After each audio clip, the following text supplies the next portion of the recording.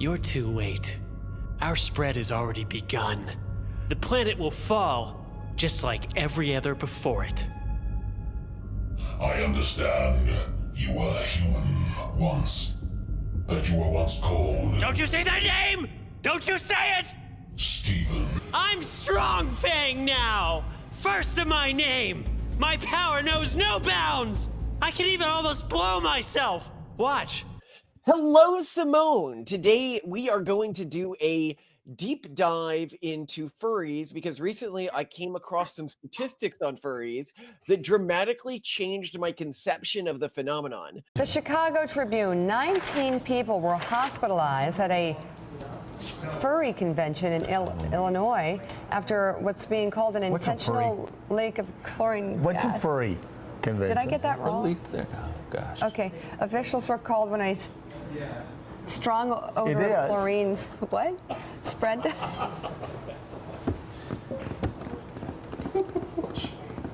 think they had to evacuate the building and everything. Sent the hotel guests along with convention attendees into the cold night, many still dressed in their furry costumes.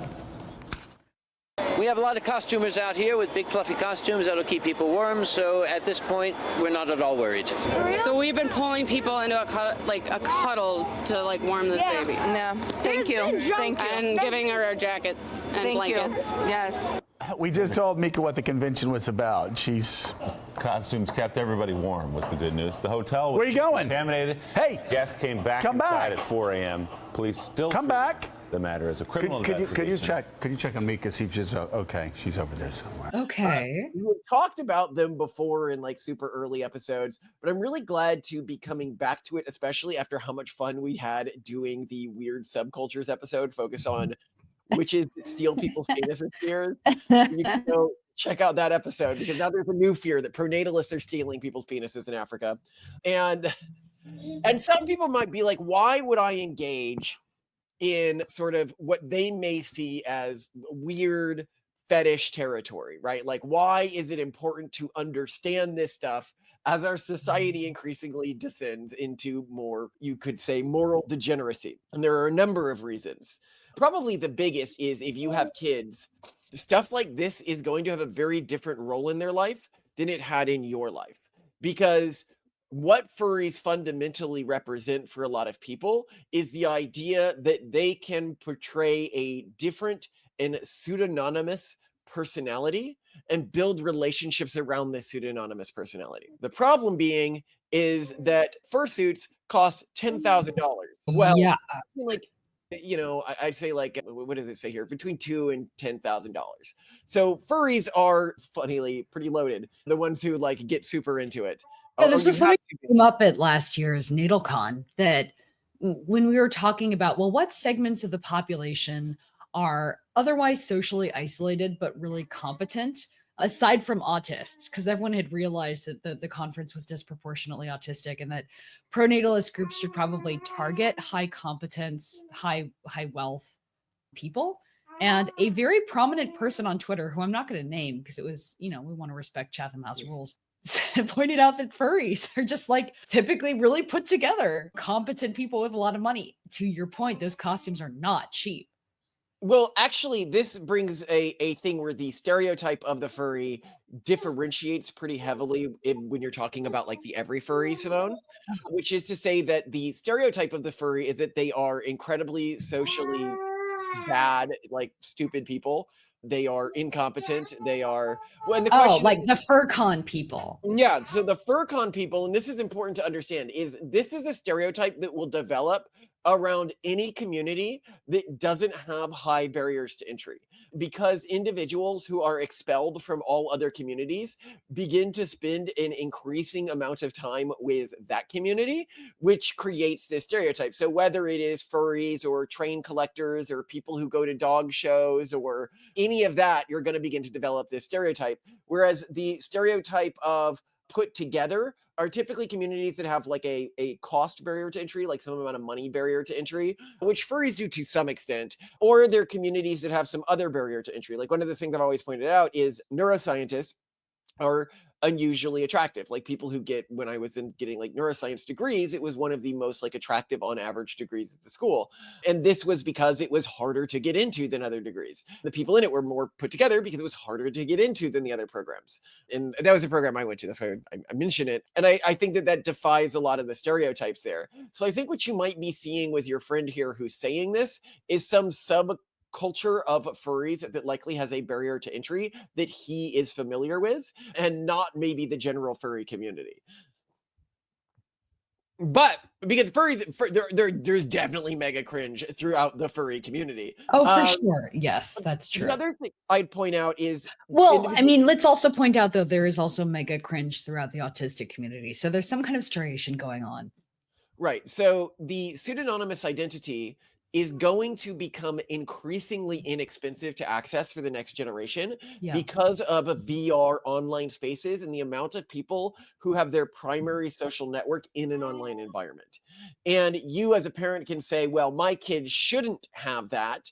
And I'm like, yeah, but did you still do the COVID lockdowns? Did you still, like the world today has made it systemically difficult for many kids to build friendships outside of offline environments. And the friendships they're going to build within online environments are often going to be better matched to their interests because they get to choose sub-interest communities from any group in the world instead of the people who happen to be in their church group or their school. And so if you do not understand these communities,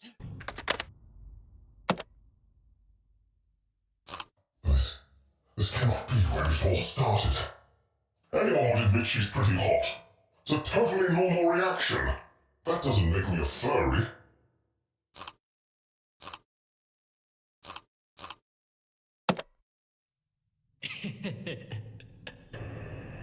Lola was the beginning, but she's not the source.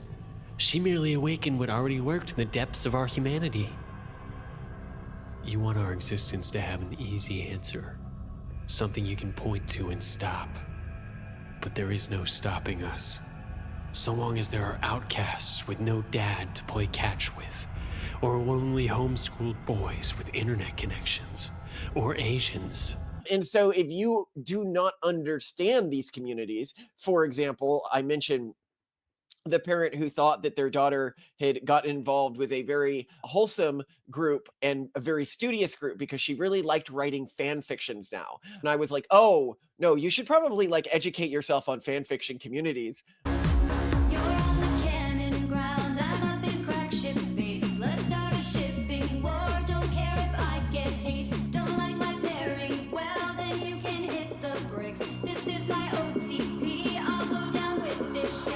And it's the same with, so like, even if you're not into this stuff, it's the same, the analogy that we've used before is in the past, you could just avoid degeneracy.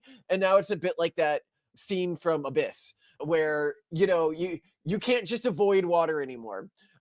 If you don't give your kids an internet connection and then they grow up and they interact with the internet for the first time without any prior experience or annotation, you are basically throwing a baby into the deep end of the pool. But when you do give your kids the internet, that place is such a cesspool these days. It is basically like this scene, but with degeneracy instead of water. Fluid breathing system. We just got them. Anyway, you breathe liquid so you can't get compressed. The pressure doesn't get you. Check this out. Can I borrow your rat? What are you doing? The killer! It's okay, I've done this myself. Oh, man! He's gonna be fine. Look, she's freaking out. Just going through a normal adjustment period. She's gonna drown! He's taking the fluid into his lungs. So there's a bit of anxiety here. Damn rat's breathing that shit. That is the goddamnest thing I ever saw. See, the fluid's harder to push in and out than air. It's a little more work to breathe. He's digging it. She's doing it. She ain't digging it. Another thing I'd note here is that if you see furries as a cultural anathema, as a phenomenon in terms of drawing people in, I would encourage you to do any level of anthropological research or research into historic religions or traditions. It's probably one of the most persistent reoccurring traditions across cultures, whether you're talking about the ancient Egyptians or the Vikings or the Vikings in their bear costumes where they take on bear personas, or African tribes or Native American tribes, or We've said it before and we'll say it again. Trad wives aren't trad. Furries are trad. Furries are dramatically more well, if you just mean common in traditional settings. But yes, furries are found voluminously throughout history. And I'd actually say that our culture may be unique in not having celebrations that are culturally normative, in which individuals take on pseudonymous animal identities or anthropological identities. Right, we're the exception. Yeah. Yeah, we're the exception. We're the weirdos. We're the freaks. Not the furries. But I will note that cultures that shy away from this sort of practice seem to outcompete the cultures that don't. So that's important to know, that like while monogamy is actually rarer in a like total cultural standpoint, monogamous cultures tend to outcompete non-monogamous cultures. And I think it's the same potentially with this, but we can get into some reasons why that may be the case. But the larger point here I'm making is a lot of people who are like, well, my kids just will never be tempted or exposed to these communities or never have to engage with these communities. And I'm like, what are you basing that on? And they're like, well, when I grew up, I wasn't. And I was like, were you like obsessively online growing up in the way your kids are? Because I can tell you, anyone who was obsessively online, like myself, even, 20 years ago, you were exposed to furries from almost day one. Like they have been part of the digital native environment for a very long time. Oh, yeah. And also for us, we need to be particularly focused on this because we have autistic children and furries are overwhelmingly autistic. Ah, yes. Now, furries, or a lot of things on furries, will tell you that furries are not like a predominantly sexual thing, right? Like they're like, this isn't like a sex thing, this is like about art and like identity and everything like that. The problem is furries are a not sex thing is the same way in being gay is not a sex thing. It's like, yeah, okay, you might live 98% of your life not having gay sex. But that doesn't mean that being gay isn't predominantly a sex thing. It's like saying being in a gay marriage isn't predominantly a sex thing because like most of what you're doing is like raising a kid or like making meals or having conversations with each other. But it's like, yeah, but that is still like so I'll get to the stat here that really shocked me on this. So in a study titled The Furry Phenomenon Characterizing Sexual Orientation, Sexual Motivation, and Erotic Target Identity Inversions in Male Furries. So they surveyed 334 male furries recruited around the internet. And a large majority reported non-heterosexual identities, 84%, and some degree of sexual motivation for being a furry, 99%. Oh. So only 1% of furries, at least male furries, are not reporting a degree of sexual motivation for engaging with the community. It's very similar to like the whole trans thing where it's like, if you have like, we had a lot of trans friends before, like, and we had deep conversations about this stuff before coming out as potentially like trans skeptic, which was quite a coming out of the closet for us, right? But we still have a lot of them as friends, but not as many, or they're not going to be as open with us as they used to be. But in the conversations where they were very open with us, one of the things we would always hear is they're like, I mean, for like public relations, like the party line is this isn't a sex thing, but like it's a sex thing, at least in part. You remember hearing that, Simone, right? Or yes. And they're like, and this is why, like within the community, they'll like try to target and shame individuals who admit this to prevent them. And then one of the ones we were talking to was even talking about how this happens. They're like, oh yeah, like you're allowed to have these conversations in private with other trans people, but you can't have them in public. And I get why they would do that. Like, yeah, it totally makes sense, right? But anyway, to continue here, and by the way, if you're like, furry is a small population, so we were looking at like the amount that consume active like pornography related to furry stuff in our book, which is around 6% of the US population. This is around the same amount that consume tentacle porn. So to give you an idea of how big that is, that's roughly equal to the size of the smallest 15 US states combined. Okay. Wow. Yeah. Okay. So big.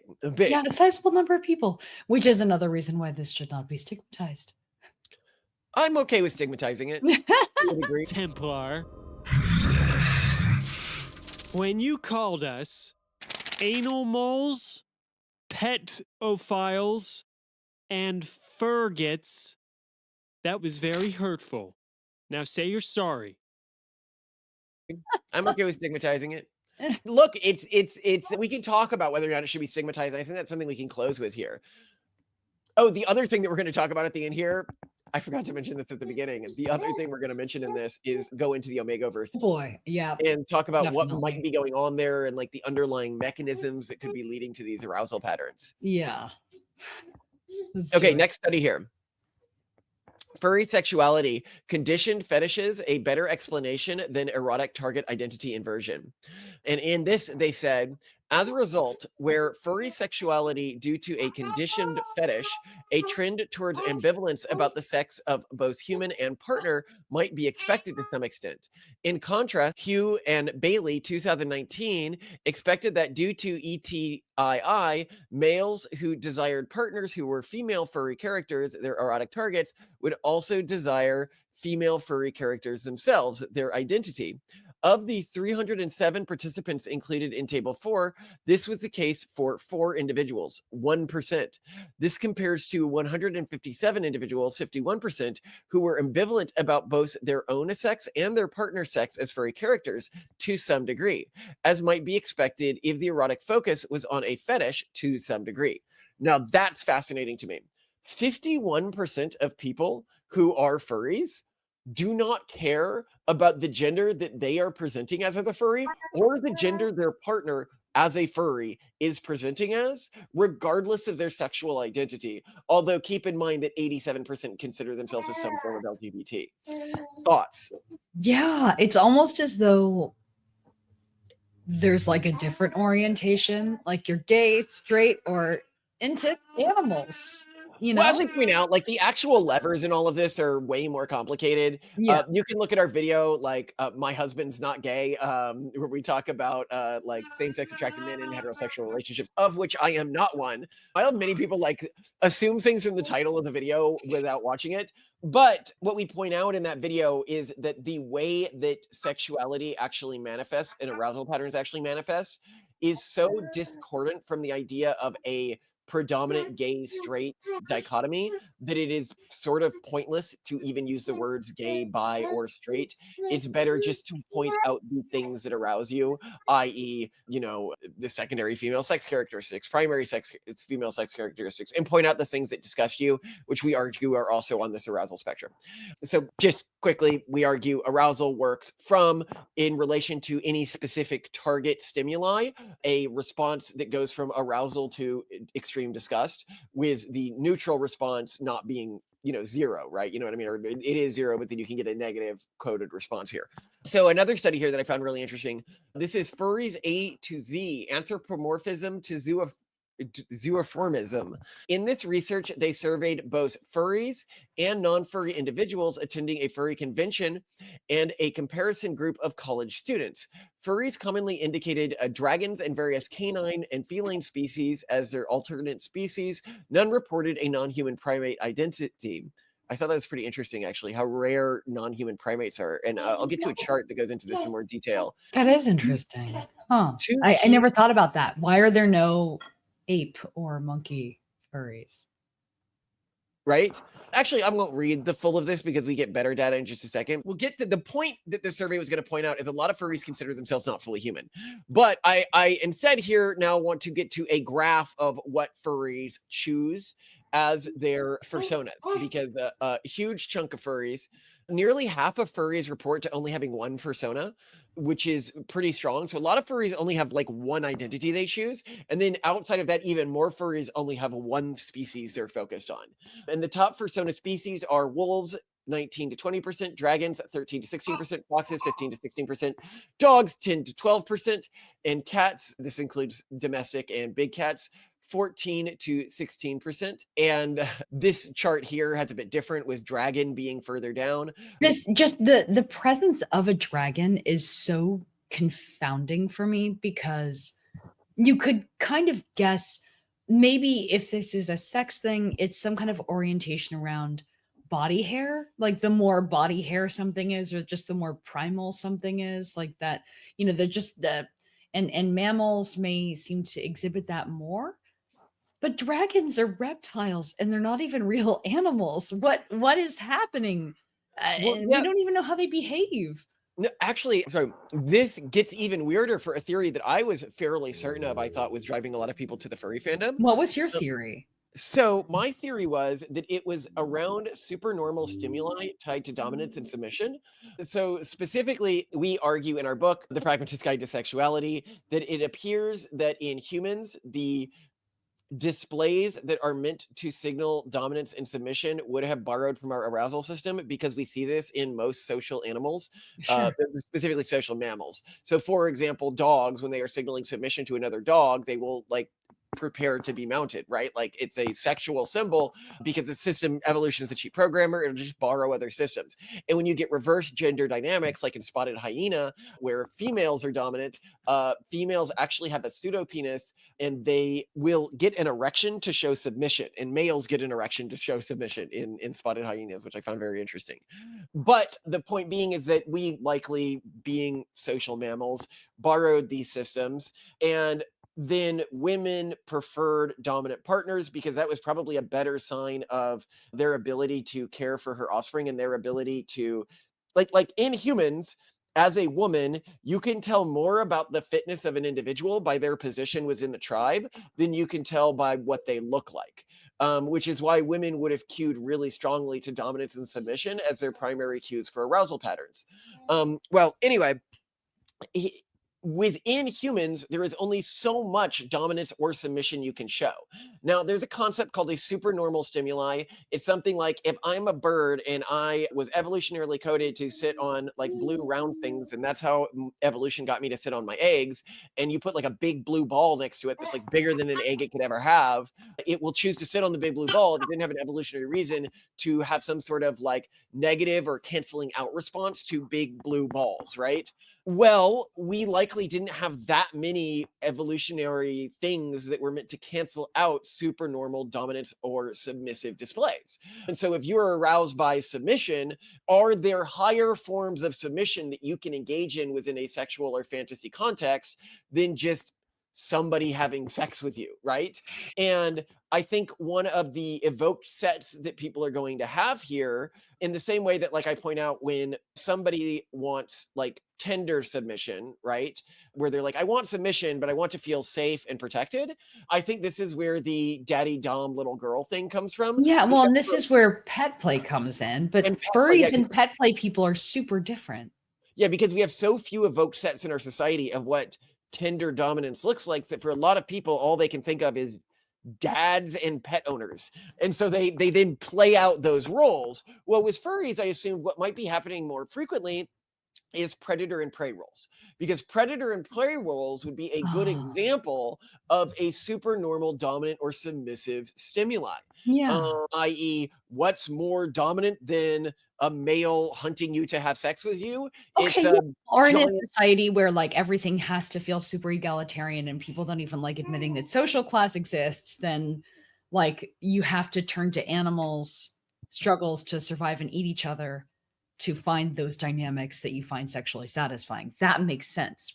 Right. So here's the evidence for this, and here's the evidence against this theory. Okay. Okay. So the evidence against this theory, I'll start with, is that almost like fursonas of typically submissive animals are incredibly rare, or not submissive. I guess say of typical prey animals are very rare. So you Like have to go bunnies quite or down till you get to a bunny. Bunny is like 8s or 9s deer. here.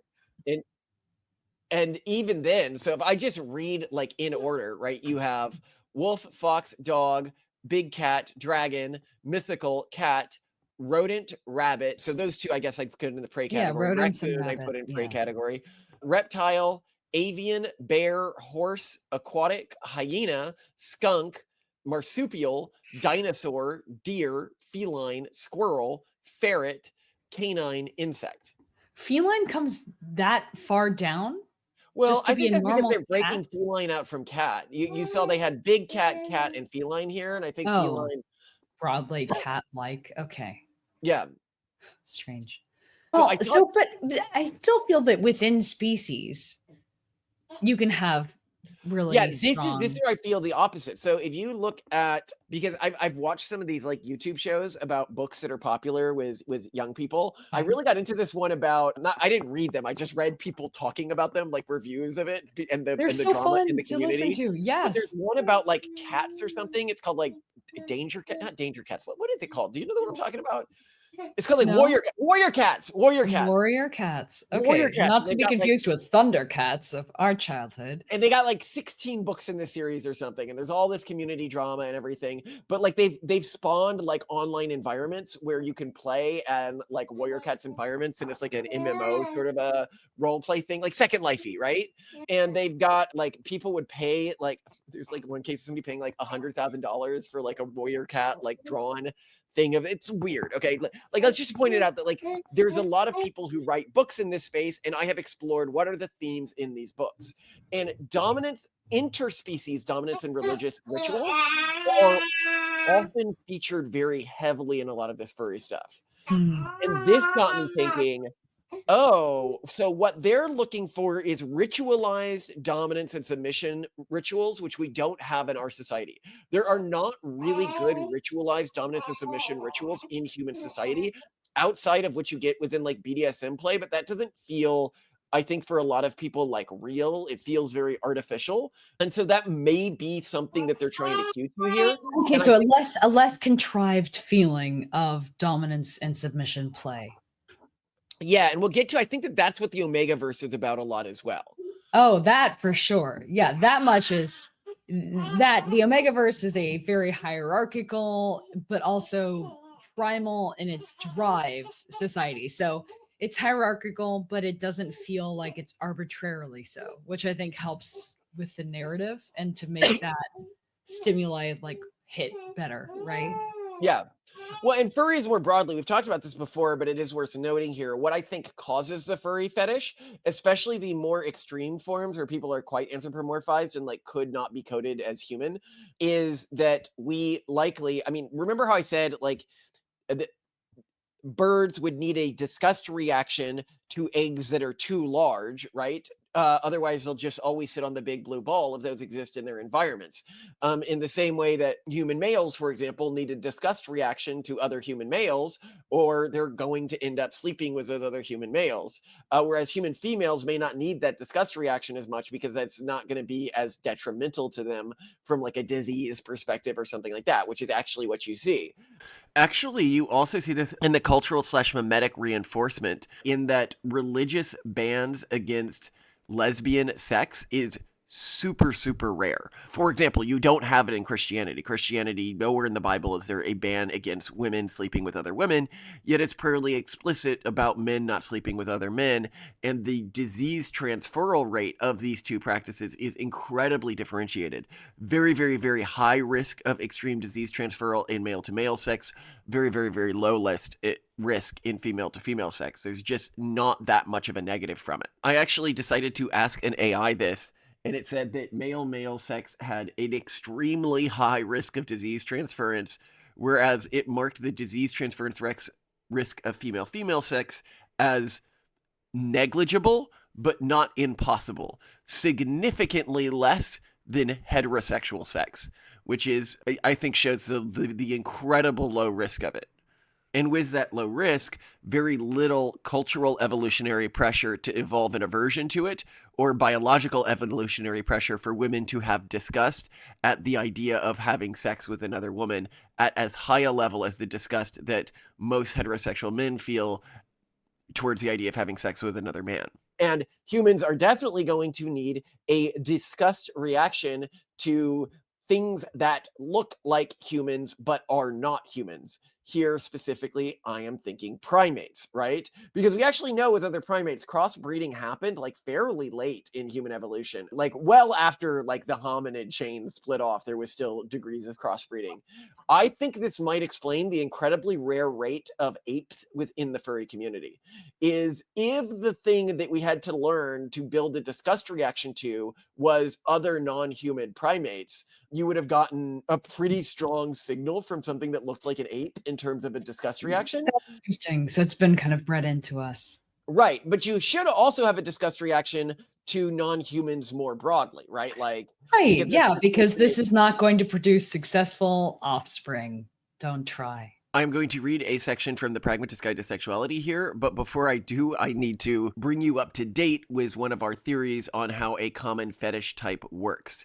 Earlier, we mentioned that in our model for sexuality, arousal doesn't go from arousal to no response. It goes from arousal to disgust with a neutral response in the center. Whenever something seems to arouse the vast majority of the population, it will disgust a small minority of the population.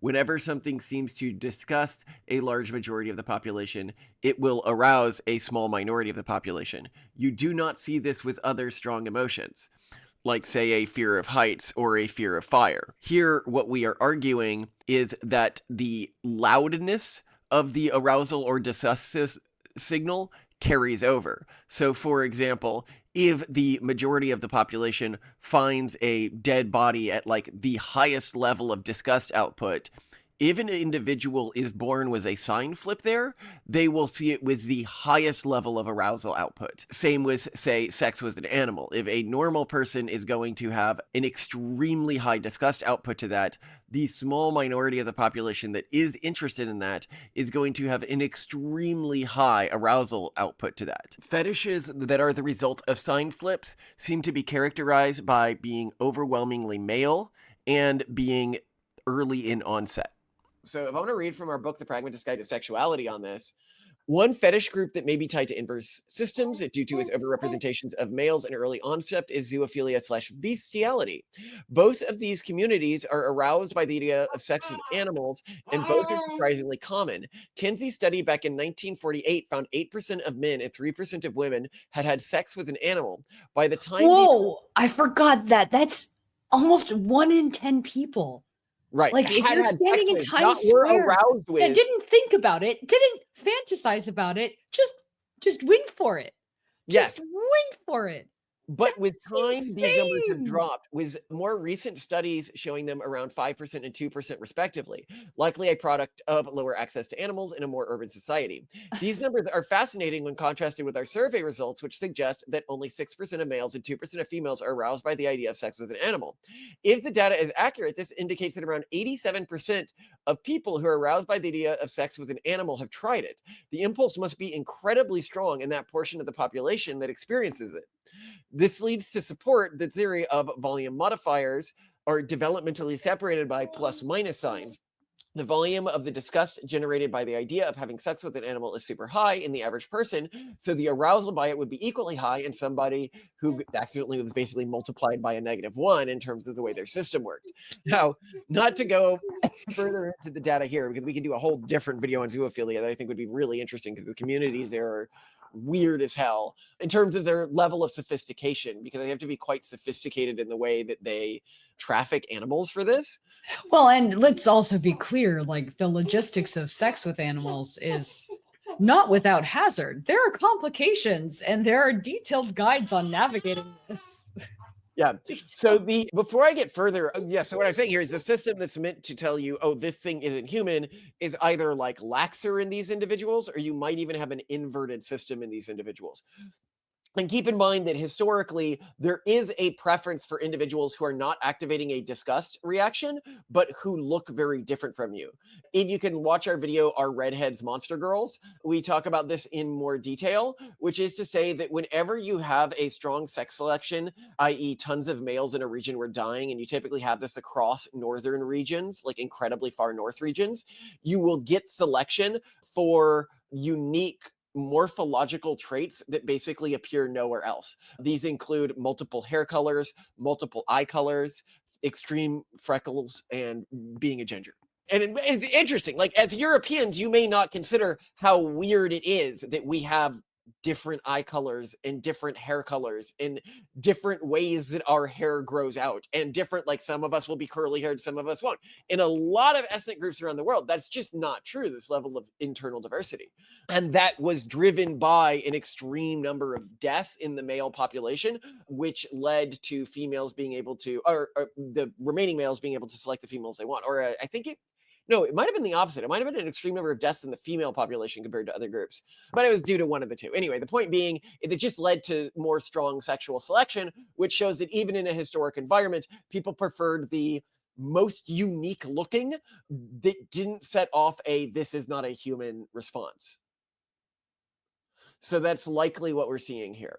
Right, Now, because furries, to be clear, don't look like full out animals typically. They look like anthropomorphized animals. I don't know. Yeah. They look like Tony the Tiger, not which, by the way, became like a tiger. thing in the furry community, and Kellogg had like a big problem with it because they all turned Tony the Tiger into this hot gay guy because he comes across like a gay guy to me. I'm sorry, like, doesn't Tony the Tiger sort of come off like a friendly gay guy?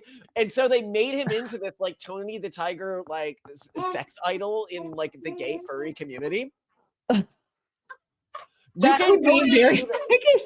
I just love like whoever this marketing intern is who has to deliver this information to their superior, trying to explain, sir, there's this community called furries, and I don't want to explain too much, but they like dressing up in costumes. And he's like, well, what, like mascots? And they're like, yeah, like mascot costumes. And, well, why is that a problem? Well, sir, to be a fly on the wall on that.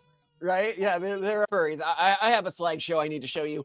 It will explain many things, but also bring many more questions to the table.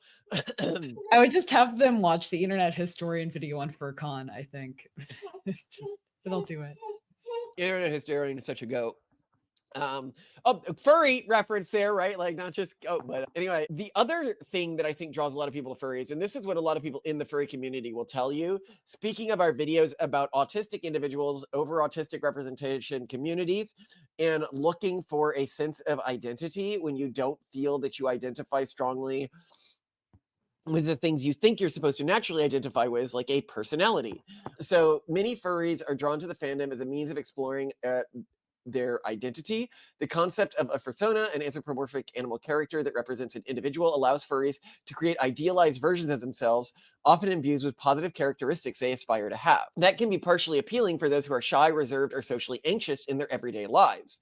So consider, right, like if you are a shy person and you then say, well, my fursona isn't shy, he's really outgoing all the time, he's like Tony the Tiger, right?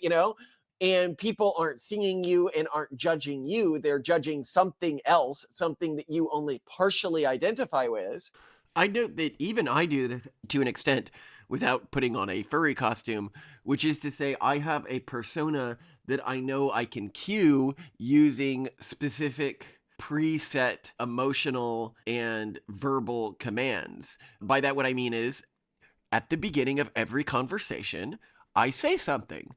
Fans of the show may have noticed it, or they may not have if they are incredibly low perception stats, which is I, in an exuberant voice, say, hello, with a big smile on my face. And that puts me in a high energy, gregarious, and affable persona that is not necessarily my default persona. My default persona is much more disinterested and pragmatic and cold and not really interested in talking to or being around anyone other than maybe my wife.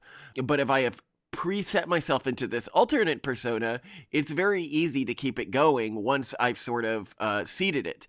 And I can see a furry costume is also doing a fairly good job of that. It's just, probably easier if you just did it with like a Q word or something like that. This can be a very interesting way to sort of get around personality flaws that you aspire to overcome in a social context. And for some people, these personality flaws can be really, really strong. But then the secondary thing that this can be very useful for is individuals who are autistic, and when they're like, well, I have these few things that are not human-like, or that fill into the, like, okay, imagine you're describing your personality and you are autistic, right? And then you realize that because we in our society, even though we have dropped a lot of this idea of, we're going to have like anthropomorphized animals as a major part of our society, we still have a collection of stereotyped personality traits that we associate with anthropomorphized specific species. And so these individuals might be like, oh, I am this collection of personality traits. And then they look to animals and they're like, oh, that actually fits like what I think of wolves being like, like, and then they're like, oh, so I must be part wolf, right? That makes Because sense. they're trying to sort things. They're trying to order things in like an obsessive pattern. Yeah. To the extent where if you look, what you see is 22% of furries, so I'm going to go over a few studies here, believed they were less than 100% human. Huh. While 23% believed they were other than 100% human. And approximately 1 in 3 furries, 33% reported feeling not 100% human. The concept of being less than 100% human is complex within the furry community, blah, blah, blah, blah. And 22 to 25% of furries consider themselves less than fully human. So I found that really interesting. Yeah, I wonder if they believe like on a genetic level, maybe that they're not fully human, or if they just don't want to identify fully as human. I want to dig deeper on that. Yeah, I don't know. In doing more research on this, I found that this belief is considered parallel to the belief that a trans individual would have that they are not their birth gender. So there used to be this thing called otherkin, which was like the idea that some people were partially animal and they would identify as an animal in the same way a trans person would identify as the other gender. But the otherkin concept and community just got shamed to high hell. And so I don't know if that many people really identify with it anymore, but instead there's now just sort of this background assumption within the furry community, because so much of the furry community is trans, it's a very high overlap in these communities, which is, well, I mean, I'm not going to make a political stance around this, but yeah, in the same way I identify as another gender, I identify partially as another species. And this brings me to my conclusion on what I think of the furry movement, which is to say, it's mostly a harmless movement, and I really do not see the point in outright shaming it as much as something, say, generic transgenderism, which is just way more of a waste of time, money, resources, emotional effort on something that's not, by the data, going to make you particularly more comfortable with yourself or happier or better off. Whereas with furries, I don't see it as bad, because it's not like they're living their entire life as a furry. They're doing it occasionally at conventions, right? Like, if transness was something that people did a few times a year at a convention, I'd support it. If it was something where you just bought like a $10,000 costume that you could, stop using whenever you wanted to, well, yeah, I'd be like, that's totally fine. And this is why I do support cross-dressing, drag queens, drag kings, all of that stuff. If you're doing it as an every now and then performance or something like that, and it makes you feel good, that's fine. Just don't dedicate your entire life to it. But with furries, the big consternation I have with them is their connection to these other mimetic clusters, which are so harmful, like the gender identity obsession and stuff like that. And note here, when I'm complaining about transgenderism, I'm not complaining about just having like a fluid gender identity or a different gender identity presentation. All that stuff has been really common throughout human history. I'm totally in support of that.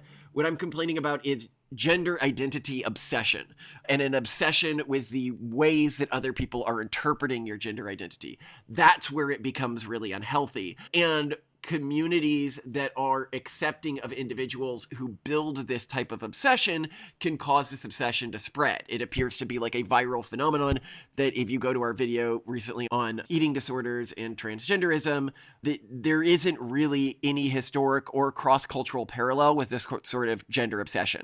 Yes, there's historic parallels for fluid gender identity, which I'm okay with. What there is not is gender obsession. As to why I am consternated by this gender obsession phenomenon, well, it's associated with a 50% attempted unaliving rate.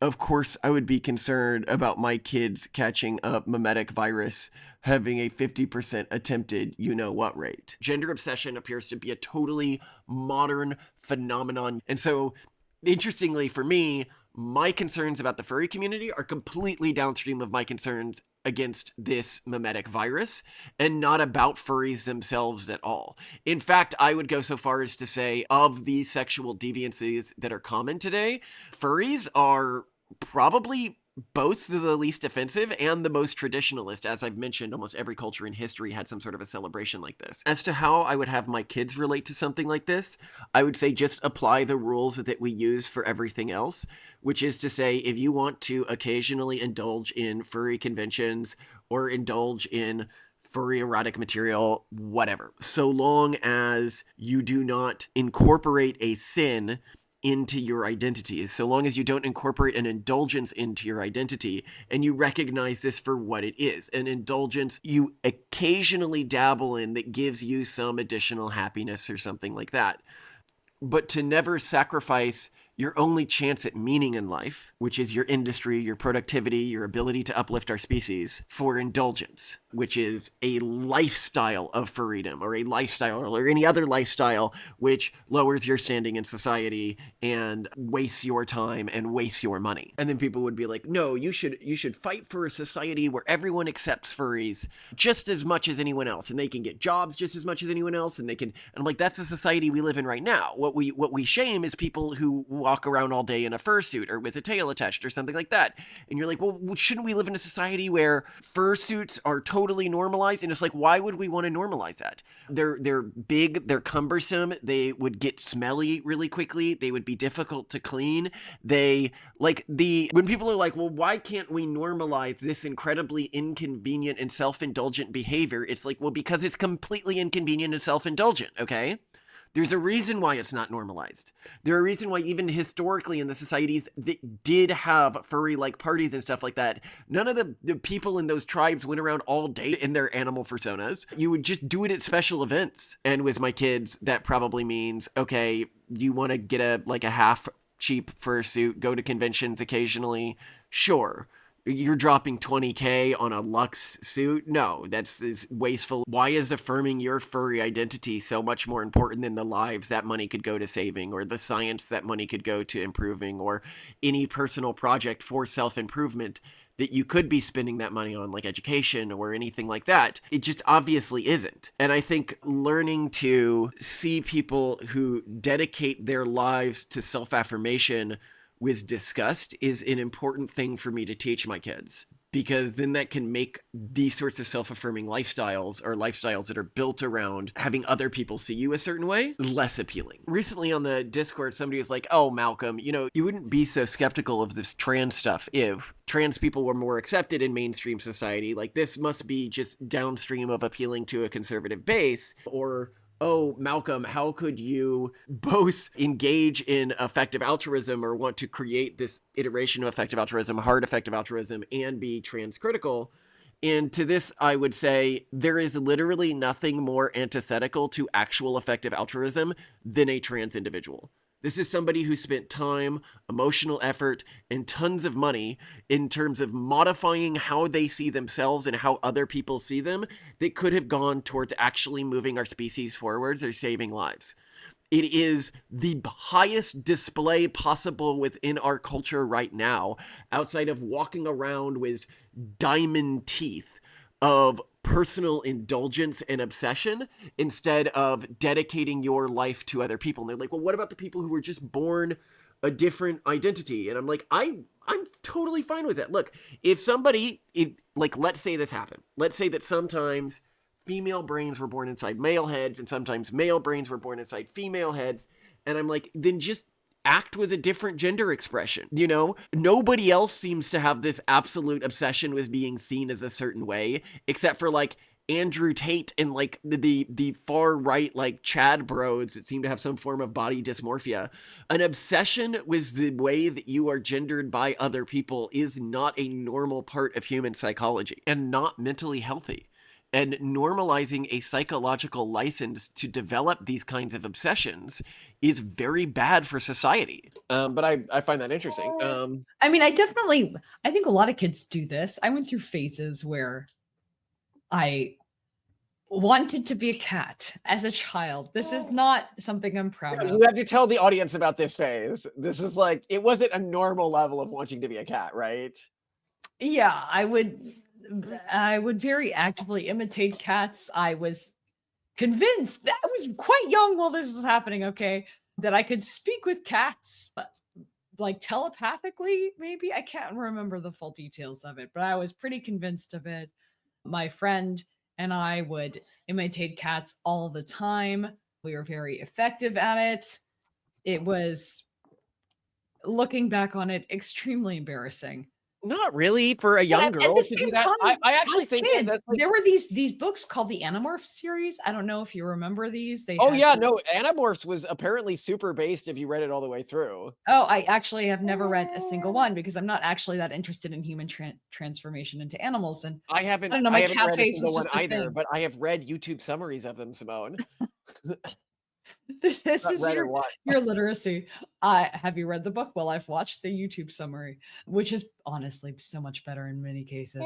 Yeah, so I mean, I think that there's something deep in humans that makes them appreciate animals. Perhaps there's even some sympathetic magic. I know that when I was a kid at my preschool, I went to this home-based preschool where the leader of it would make a cake of your design choice, any design choice if you were a kid. Then I always wanted a swan cake for my birthday because this was a birthday treat. So she would make a sheet cake shaped like a swan. And I thought that if I ate the swan cake, I would become a swan. I wanted to be a swan because swans are graceful. So, I mean, I definitely, there's something. Simone, this is why I think it's important to talk about this. Yeah. Because if you raise your kids not realizing that the type of phase that you went through is normal, okay? Yeah. That it's normal to do this, and like you're like, oh, this is very non-normal, or this is very weird. Then your kid who is experiencing that and has access to online communities, they are going to be very easy to be targeted by furry communities. Oh, not like, oh, you hardcore just like furry. pretending to be a cat. Then it becomes, so you're a furry. And So here's you're your a furry. friend. And Well, here's you your didn't have TV. access to online communities back then. If you had met a furry community back then, how appealing would the ideology that they're selling that, well, a lot of people aren't fully human. And why don't you come to our events where we all do the little cat thing together? This is why it's so important. If you want your culture to survive the internet, that you do not shame normal things as weird. And it even helps if you do not shame weird things for the sake of being weird. Remember, shame the indulgence and not the impulse.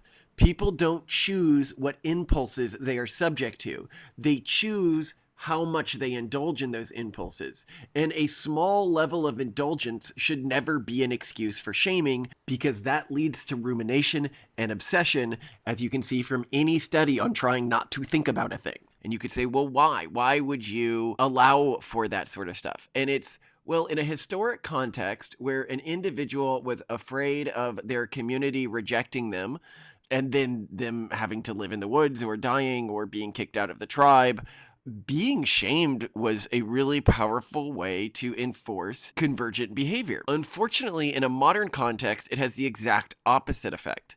Because that individual who is being shamed for something, they feel this strong negative feeling associated with, oh, I'll be rejected for the community. Or they might hide that thing about themselves and feel, oh, if the community knew, they'd reject me. But then they can find communities that accept them for that thing in an online context. And then it gets even worse because, well, they have a fear or an emotional pain associated with the mainstream community that they're associated with, but a feeling of protection and comfort with this online community. And then, well, they begin going to conventions where they can indulge in this aspect of themselves. And before you know it, there's no way to reach them anymore, because now they have a group of people who accepts them for this thing that you told them was weird and something they should feel bad about. And when you're trying to get them to come back to your people or your community, what do you have to offer them? You say, come back to us so you can feel shamed for this again? So you can feel embarrassed about this again? Why would they come back? That social technology, while it made sense that it evolved in a early human context or even a pre-modern context, in the age of the internet is incredibly deleterious and like shooting your genetic line in the face. Your kids growing up are going to know what furries are. They are going to encounter furries regularly, and they're likely going to have furry friends. If you tell your kids furries are evil people, don't engage with them, don't go around them, to attempt to isolate them from a phenomenon like this. When they meet a furry and they realize that furry isn't evil and is in fact a nice and otherwise normal person, every other warning that you gave them tied to furries completely flies out the window, because at the first step you invalidated yourself. So when a person who didn't grow up in an environment around furries, who didn't grow up having furry friends, tells me, oh, this system that my parents used to keep me from becoming a furry is going to keep my kids from becoming a furry, I'm like, you never even had an option to be a furry. Like, what are you talking about? Please use a degree of common sense. Think about it this way. Okay, your parents didn't have to worry about you becoming a furry, but maybe collecting comic books was something your parents shamed people around you for, or playing Dungeons and Dragons. And then you snuck out and you did that, and you got really into that. How could they have prevented you from doing that? Well, they probably couldn't have, right? Now, what if they had told you that you will never be accepted into a church again if you play video games or collect comic books or collect baseball cards or play Dungeons and Dragons or read a Harry Potter book?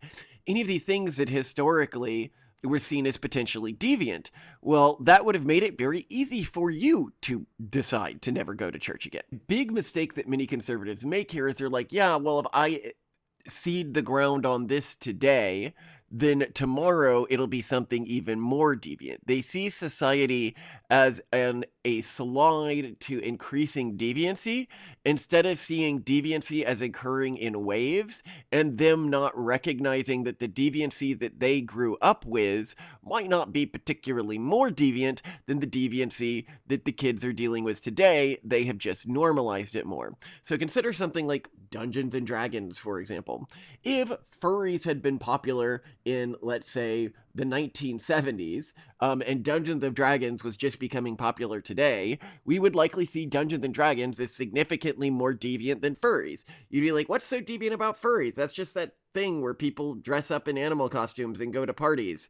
Dungeons and Dragons, that's where people live in complete alternate universes where they are totally detached from reality and they play with magic and spells and other forms of satanic arts.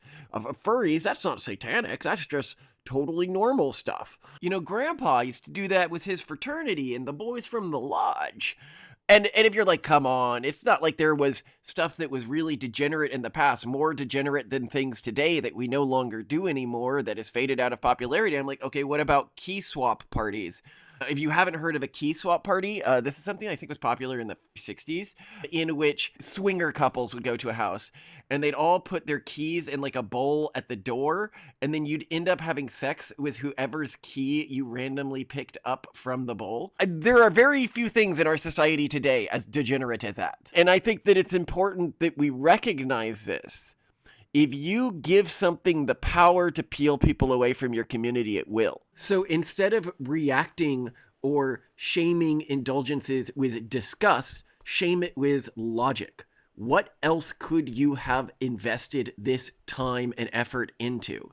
How many people are dead so that you get to walk around with that fancy gender display fursuit or necklace? When your kids see people brag or show off pointless indulgences, this should be what their brains are translating that to. And if a person's like, no, I paid for it with insurance, then this analogy is even more spot on. You see this? This here top surgery comes from a little girl in Riverside, California. Took me 3 whole weeks. And this fursuit, nice lady in Detroit, Motown, 6 days flat. Then there's this old guy in Philly. I killed him in 72 hours. Yeah, I'm getting better as I go along, baby. And like, you see what I mean, Simone? Yeah, You would have been completely all about that. So I get why I would have been a trans furry in your. Actually, no, you would have been repelled. So one of the big furry conventions happened right across from my office where I used to work in Silicon Valley. Amazing. So I'd go over just to see, because I like exploring other FurCon, and yes. I could never really get in the building because the smell was so bad. And this is to me. So to you would not have gotten, you would be, fortunately, I think with that autistic guarding mechanism, you wouldn't even get past the door. That is Wild. So the rumors are true. Oh yeah, no. Well, I mean, the suits are very difficult to wash because they're like these big bulky things. I have watched videos on people who didn't wash the suits for months and like how they I Oh. love watching videos on like cringe compilations and they were Oh, talking in it about how hard they are to wash. do And so, you know, you're sweaty because they're very warm inside, obviously. And then people are yiffing or having sex inside these sometimes. And so, you know, you're not going to wash them within the time period of a single convention, at least, because then it's all going to be wet the next day you try to go out. So you're dealing with, you know, if it's a multi-day convention, at least a few days of sweat accumulated in the suit and other forms of BO and stuff like that. So, I mean, it's totally understandable to me. I don't even think that this is like a lack of like normal hygiene. I'm just like, this is just asking for incredible amounts of disgusting smell. But the other thing I note here, if you want to talk about how this gets appealing to people, is I would, to somebody who isn't a furry, right? Think about it more like a Harry Potter house, right? When I talk about people's intrinsic desire to categorize themselves, offload part of their personality to something other than themselves. If instead of like Gryffindor and like, you know, I don't know, the Hufflepuff, etc., right? The houses are animal personas, right? Like you're on you're choosing an animal profile for yourself in like a video game. It's like your little mascot at the bottom, right? You know, you would be like, oh, this one is associated with this personality, this collection of personality traits. Or if you were being sorted by a sorting hat and there were like bears and wolves and tigers and snakes, and you'd go in thinking, oh, I know which one I am. Like, I know which one I want to be sorted to. Now, you as a maybe non-autistic person, you have that in the back of your head and you're like, but like, that's just because we as a society have coded animal stereotypes as having specific personality features. You as an autist would be like, ah, yes, I must go in that category now and live like a part of my life in that category, right? No, and I'm saying all this with an autistic wife and autistic kids, right? So now, do you want to talk about the Omegaverse really quickly? Obviously, yes. Because this is another thing that's gotten bigger online recently, and basically my bet when I Wait, look at how I thought maybe it would only die down and flare out. This is growing. It's growing. Yeah, that's my read. Oh my gosh, amazing.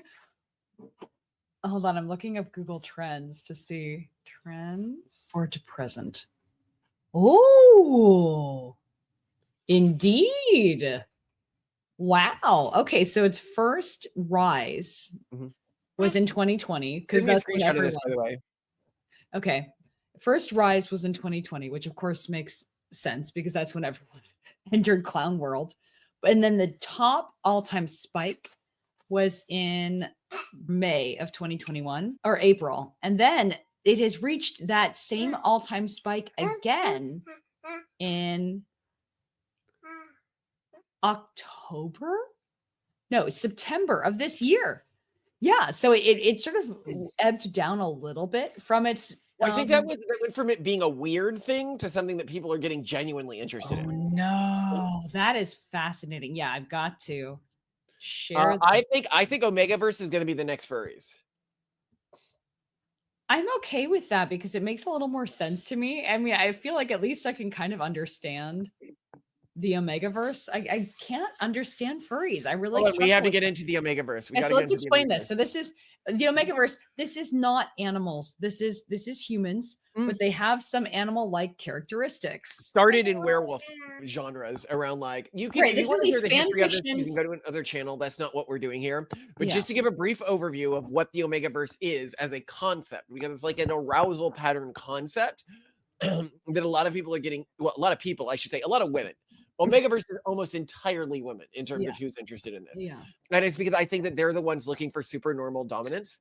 We'll get into this. The Omegaverse, also known as ABO, the Alpha Beta Omega, is a subgenre of speculative erotic fiction that originated in fan fiction communities around 2010.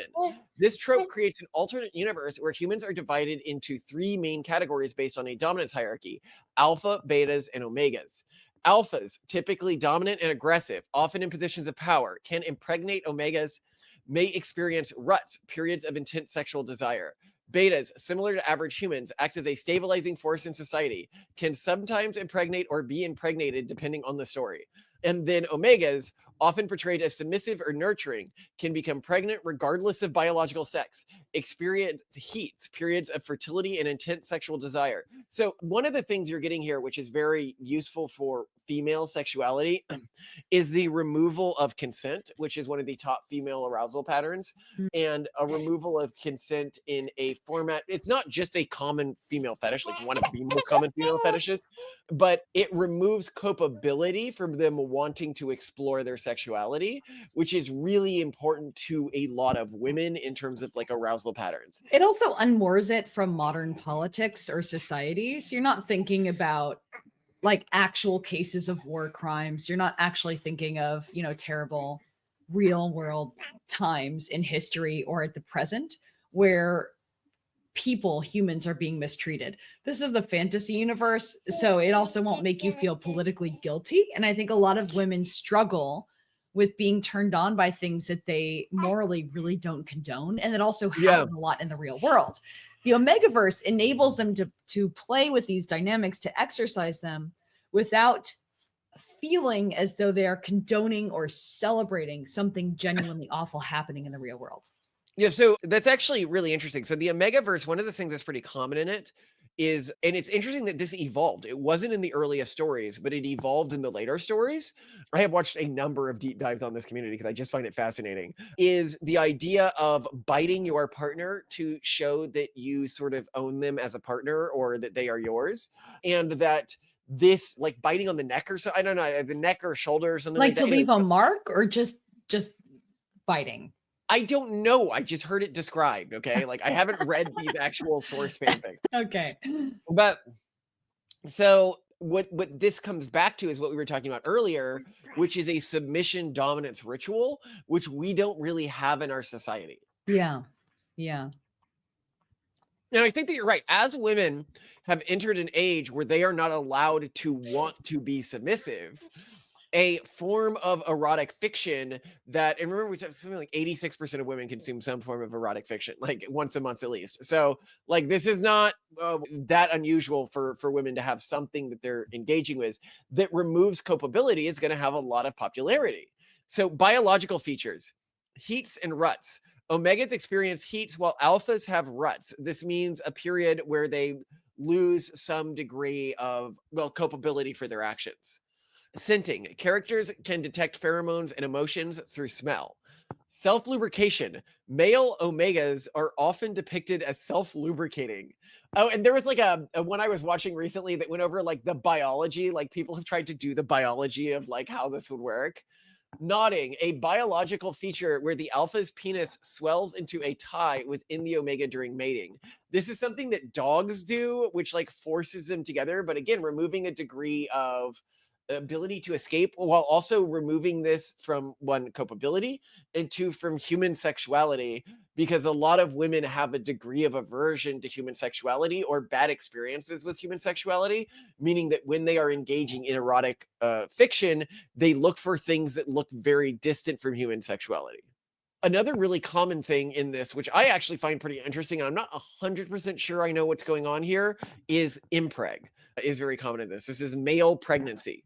It's a very common subgenre of the Omegaverse. As to what I think is going on here, I think it's similar to what I was talking about with where I was like, well, the reason you would have for a subcategory of the population fudas is these are people who are really turned off by the idea of seeing a male in their pornography, but want to see penis and vagina sex. What impreg might be is for women who are really turned off, are really hyper competitive with other women in the way their sexuality is coded, and do not want to see another woman in any of their fiction, still wanting to see impregnation because they have a degree of a breeding kink, which I've noted in the past. I think that is the only thing in the world that isn't a fetish. The only thing in the world that isn't a fetish is a breeding fetish, because that's what sex is meant for, okay? If you are having sex for any reason other than breeding, that's a fetish, definitionally speaking, okay? Yeah, I guess now that I think about it, I typically I've always seen that as a fetish until this very moment. Second, no.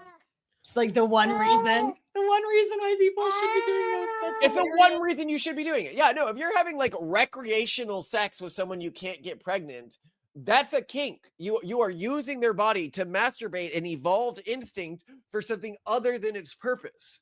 All of the stuff that we consider arousal or sex or anything like that is meant to create babies. And if you're using it for something other than making babies, that's a kink. And so when a woman's like, well, I'm shamefully turned on by the idea of people getting pregnant. I'm like, well, no, it's sort of the whole reason the system exists. The one thing to not be embarrassed And about. then like, yeah, well, when I read erotic fiction, I really don't like to read about other women because then I'm like, oh, this guy who I'm into is sleeping with another woman. So I just read things about other men. And so they're the ones getting pregnant. I'm like, okay, that is.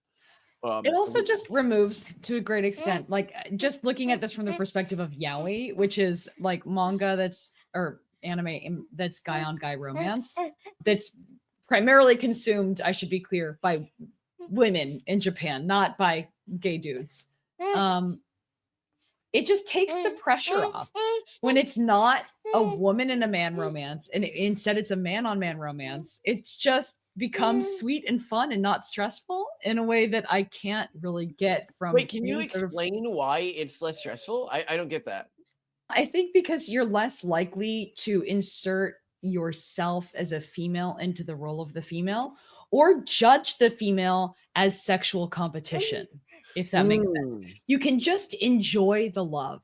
I just like, what's that name of that ice skating? Yeah, the ice skating yaoi anime. That, and it's just like, oh my God, you feel so good. Your heart skips a beat and there's no that's lingering. Really interesting. Yeah. So, okay, I'll explain this for guys who are watching and don't get what she's saying because I get it now. Okay. So as a guy, there is lots of just like generic heterosexual anime characters where I'm like, oh my God, that relationship is so sweet. Oh my God, like you know what I'm talking about. Turn young again. So sweet. Grandma and grandpa turn young again. It's a great example of this. I'm just like, oh my God, that's so sweet. That's so cute. Yeah. Now I get that. I doubt that they would arouse a sexual competition thing for you, but like, well, no. But I will say that watching grandpa and grandma turn young again and seeing this couple, like, I get a little stressed. I start thinking about myself and am I a good enough wife? Like, how can I be better to you? And suddenly I'm in this picture and I'm thinking about me and I don't want to think about me. I want to think about love and romance and, some other story. I want to be transported. Okay. So even that heterosexual relationship, I'm thinking about how you and I are going to turn old, no, there's a woman in it. It adds a subconscious level of stress, but go on. Well, no, I mean, I think for a lot of guys, they experience this like, oh, that's so sweet. And women may not be able to get that, or some women, some category of women, if there is a woman in the piece, right? Like they cannot masturbate. When I say masturbate, I don't mean like literally masturbate, but masturbate an emotional subset, like fully activate this subcategory of emotion without engaging in something like that. Yeah, or it's just like the food that's just not quite there. It's just a little off. It could be better. And then it's just so much better when it's guy on guy. So yeah, mpreg makes sense. Yaoi makes sense. But I forgot that was a thing in the Omegaverse. That's very interesting. Yeah, I think with kids, like what would be my rule with our kids in this stuff? I think it's very important to differentiate between identity, arousal patterns, and life duties. Because when you put these two things against each other, especially with like an autistic young person, it's very easy to lose them.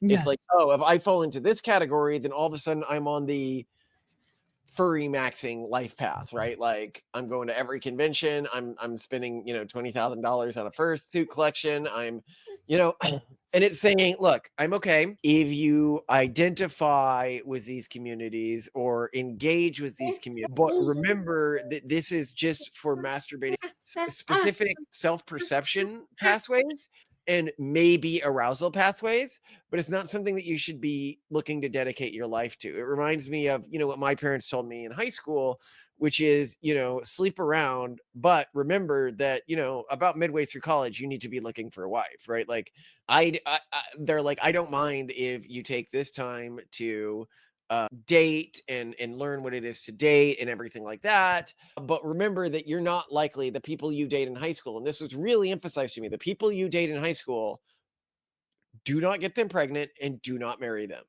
Because it's like, look, it's unlikely that they're going to be well matched for you or the best of the best. It's just serendipitously the people in your local community, right? You know, they're not people from around the world who have sorted based on like intelligence level or socioeconomic class or interest, which is what you get in college and jobs and stuff like that. And so that was very easy for me. I wasn't really tempted by any of those things because I understood their context was in my life and I understood it was normal to do things like date in high school, right?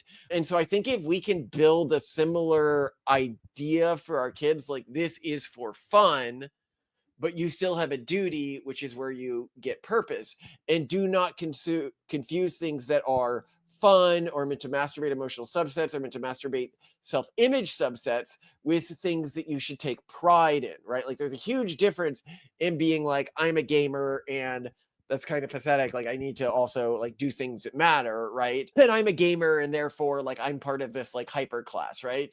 And saying that I'm a furry and that's kind of like weird and lame and like I need to I can indulge in that where I find communion with other people or in this particular part of my life, but this is not the same as, you know, being a scientist or an entrepreneur or somebody who's moving society forwards, right? To understand the shame doesn't need to be overwhelming. Everybody sins, right? But that, and this is the big problem with groups that say the shame needs to be overwhelming, because then what individuals always do, because no individual doesn't sin, is they're like, well, then I shouldn't be ashamed. They then ended up taking pride in the things that they're supposed to be ashamed for. And I think that's why it's very useful to have sort of like prodromal levels of shame. Like, just don't take pride in it, right? Like, just don't take pride in it and understand that you should be spending time on other things and that this is a time-locked thing in your life. Actually, this really reminds me of being a goth as a kid, right? Okay, so I was like a gothy punk kid. And I always remember like this thinking, people be like, oh, you know, you're going to do this. Like, oh, you're going to be in this community forever. You're going to be, I was like, no, I'm going to be like a suit and tie guy when I'm an adult. I'm like, gothy adults are pathetic. Gothy late teens, that's like fun and cool, right? You know, like, oh, you're like punk and out there. And I think that like with things like the furry community getting very big, be like, look, if you want to like wear a tail or whatever in high school and like a bunch of other kids are doing that, whatever, right? Like maybe they're less likely to get you into drugs in other communities, you know. But I think framing for kids in the same way it was framed to me, you know, a goth 20-year-old hot, a goth 40-year-old pathetic and creepy. And frame it the same way with things like the furry community and other communities they might engage with, to understand that this is a time-gated phenomenon in their lives, which kids actually adapt to really easily if you frame things like that. And it removes a lot of the hooks that people can use to get to it. Yeah, that's an interesting strategy. All right. Love you to death, Simone. Any final thoughts? Yes, that it's, I think also people may choose to identify with furries or as other things because they lack any feeling of culture. Yes. You grew up with a very strong family culture. You grew up with a very strong understanding of what it meant to be a Collins, for example. In my culture, the urban monoculture, there wasn't this feeling that anyone could be anything. In fact, group affiliation, I always felt was like something that could belong to other people, but not me, weirdly. And that I always wanted to belong to a group, but I could never do it. So I think then the idea of joining something like the furry community is very appealing because it's one of those groups that you're like allowed to be a part of and proud of. And there is no other, you know, community or tradition. Like, you know, even with Christmas, I was the one who would set up our fake Christmas tree that I convinced the family to buy because yeah, they didn't want you to have a Christmas tree. They're like, it's not that they didn't want it. They just like, it wasn't their thing. It wasn't something that after I was really, really little, they really got excited about. So just that lack of feeling of like, this is us. These are our strong traditions. This is our strong culture. We do this at this time of year, I think can make people very excited to join communities and then go like, and there are these annual events, like there's this convention, there's the whole convention season. And, you know, if you're an anime person, you can sort of do the circuit of conventions. There are new shows that come out. Like there's suddenly this thing to fill the void. So I think a lot of it isn't even about trying to reframe or control the way that people interact with these communities. It's give them community in the first place that's nice, that's good, that makes them feel like they belong to something and some group that they like. I don't know. I've seen a lot of Christian furries. You have? Mm-hmm. Maybe. Yeah. Or maybe anyway, they were... but I do think that you have a part of a point here, which is that even they don't really understand that that's their culture. Yeah. They see it as a belief system, not a way of life. Yeah. Could be. Anyway, love you to death, Simone. I love you too, Malcolm. Yes. Hello, everyone. This is your friendly reminder to register for NatalCon in March in Austin. If you use the discount code Collins, you will get 10% off. So be there. We'll see you there. I'm so excited, and it's going to be awesome.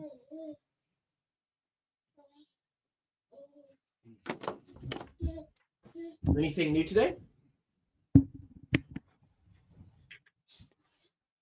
I learned that that Visa was started by sort of a consortium of banks, big banks.